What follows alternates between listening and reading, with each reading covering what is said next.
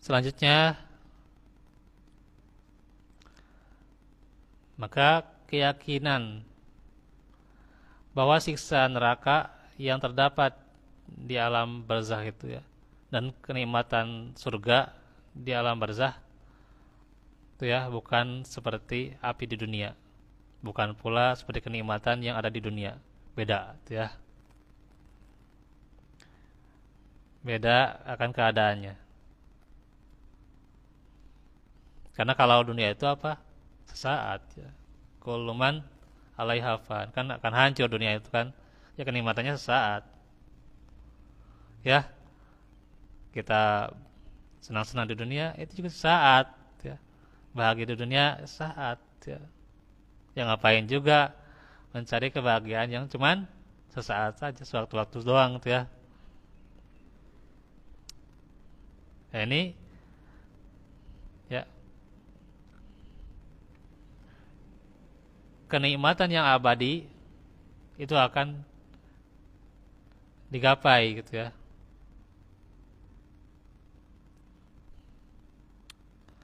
Dan tentunya itu pun buat orang-orang yang beriman yang sejati ya.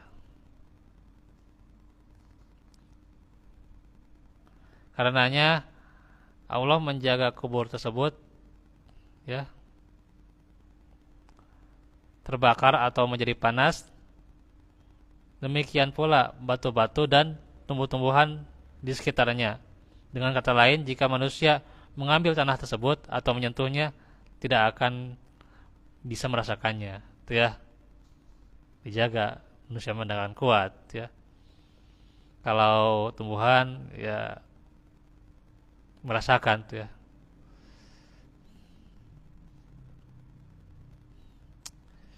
Bagaimana panasnya gitu. Itu pun sebagian kecil tuh. Ya. Terus jadi pertanyaan juga misalnya itu gimana yang di video di apa? Dulu kan ada video tuh ya. Ya, sebelum ada YouTube tuh ya, ada klipnya gitu, klip alam barzakh tuh ya. Ya itu mah Allah alam sih. Ya pasti hanya sebagian kecil. Tidak semuanya bisa divideokan karena ya itu kan yang namanya hal goib ya. Allah tidak memberitahukan semuanya pada manusia. Kepada para rasul pun hanya sebagian kecil tuh ya. Itu tidak dibuka karena terkhawatirnya itu bisa jadi ada kemusyrikan tuh ya. Ya kan banyak tuh ya dari hal-hal yang goib itu terjadi kemusyrikan ya, dukun atau apa lagi ya, paranormal tuh ya. Itu kan dari hal-hal yang goib tuh ya. Makanya Allah tidak bukakan hal-hal yang gaib itu.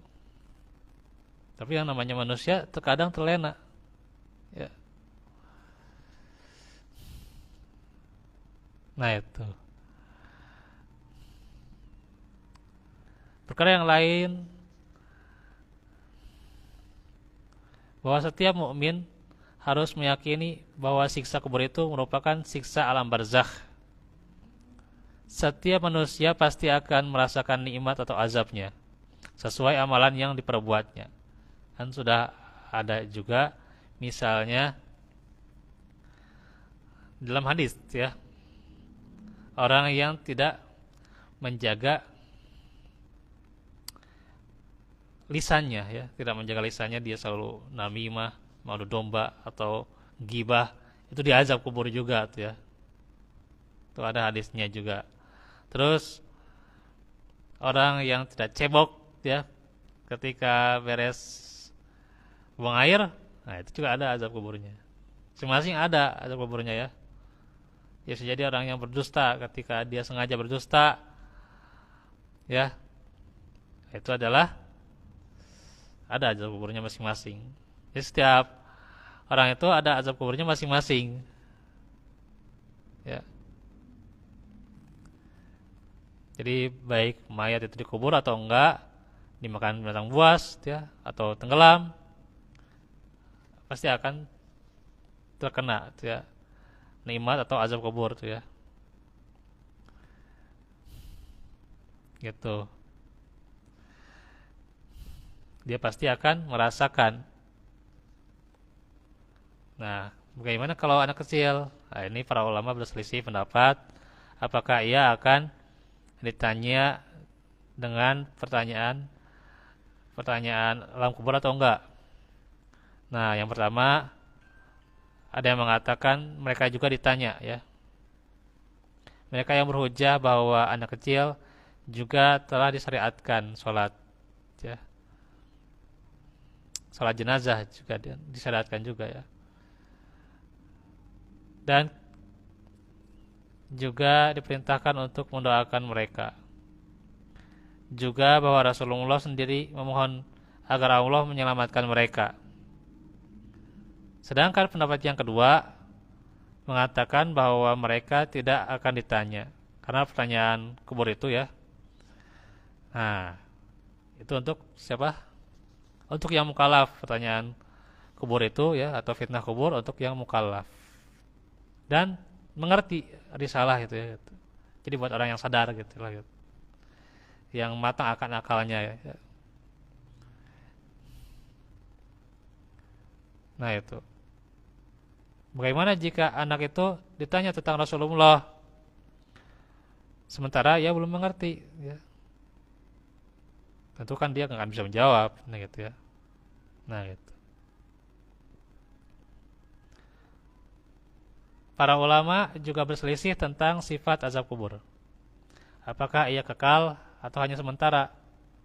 Yang pertama mengatakan bahwa azab kubur itu kekal hingga hari kiamat. Mereka berhujjah dengan firman Allah, yakni Ghafir ayat 46 tadi ya, surah Al-Mu'min. Ghafir ayat 46. Bentar, agak lupa saya ya.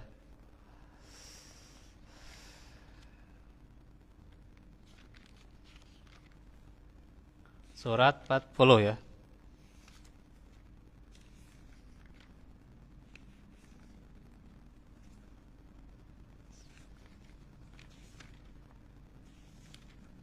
Ini berapa menit lagi adan? 43 sih. Ayat 46. An-naru yu'raduna 'alaiha guduwa wa asya tuh ya tuh. Kepada mereka ditampakkan tuh ya neraka setiap pagi dan petang. Tuh ya. Wa yauma taqumus saah.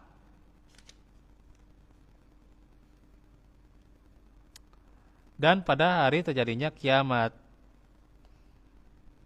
Nah itu.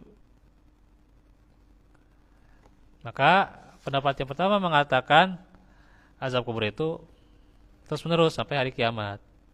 Ya. Pendapat yang kedua mengatakan bahwa azab kubur hanya sementara dan bisa terputus suatu-waktu. Hal itu terjadi pada orang yang melakukan maksiat. Namun kemaksiatannya ringan ya gitu. Nah, itu akan diazab sesuai dengan dosa yang diperbuatnya. Kemudian nanti diringankan azabnya. Ya bisa jadi juga ya. Makanya kalau misalnya kita ya mendoakan ya si fulan atau si fulanah tuh ya, atau ya termasuk misalnya orang tua tuh ya apapun dosanya yang telah dilakukan ya tetap kita doakan tuh ya, karena itu juga bisa menolong nanti dalam barzah, akan sampai doa itu kan, dan juga bisa nanti juga diringankan juga azabnya ya, diringankan. Nah itu karena kan ya orang itu beda-beda tingkatan melakukan dosa itu beda-beda ya.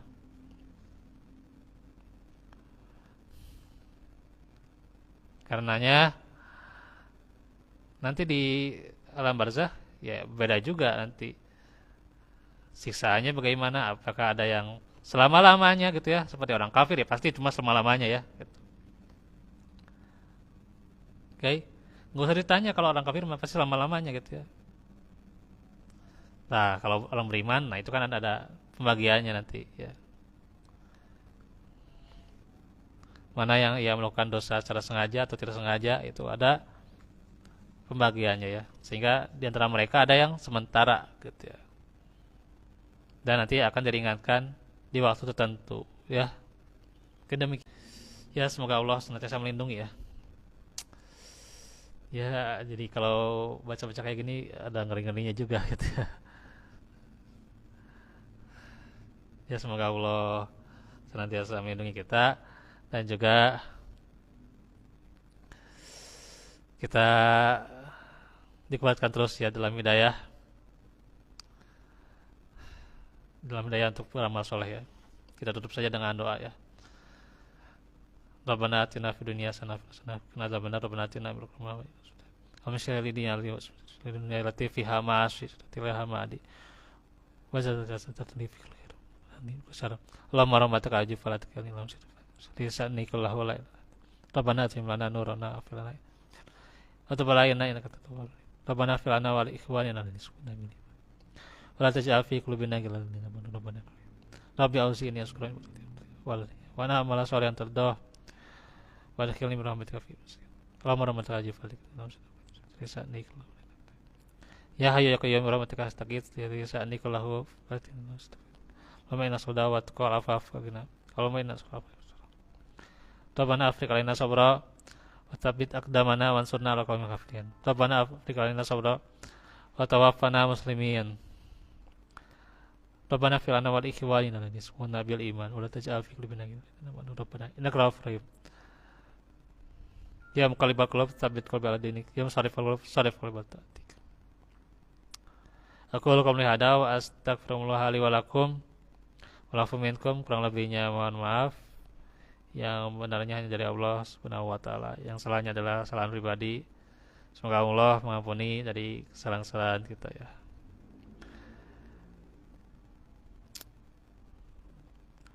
naktafi bihadza wassalamualaikum warahmatullahi wabarakatuh